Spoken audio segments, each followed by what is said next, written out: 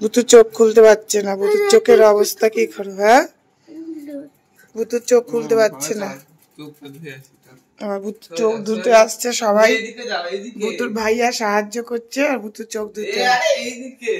এদিকে এদিকে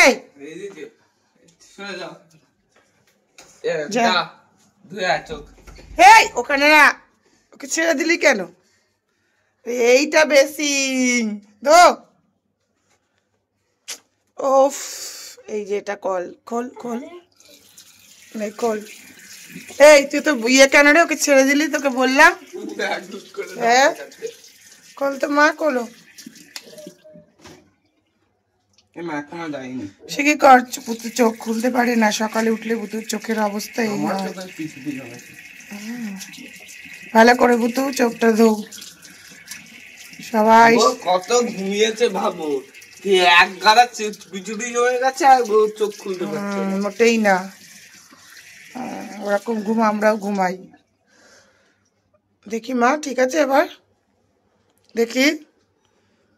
আরে দেখি তুই ওপর দিকে তোলো, ছাড় ছাড় ছাড়, দেখতে দে। হ্যাঁ টিস্যু দেখছি, ঠিক আছে রাখো। মেয়ের চোখের অবস্থা তো দেখো, ভুতু রানীর, দেখতে পাচ্ছ কি হয়েছে? সকালবেলা উঠলে এই অবস্থাটাই হয়। কিন্তু আজকে অনেক দিন পর একটু মোবাইলটা হাতে রেখে দাও মা, ও শোনা মেয়ে, ও কথা শোনে, একটুও মোবাইল দেখে না, তাই না মা? ও কালকেও ঘুমিয়ে পড়েছে আমার সাথে, কষ্ট হচ্ছে মা? হ্যাঁ হ্যাঁ, চোখটা খুলতে পারছো না? আচ্ছা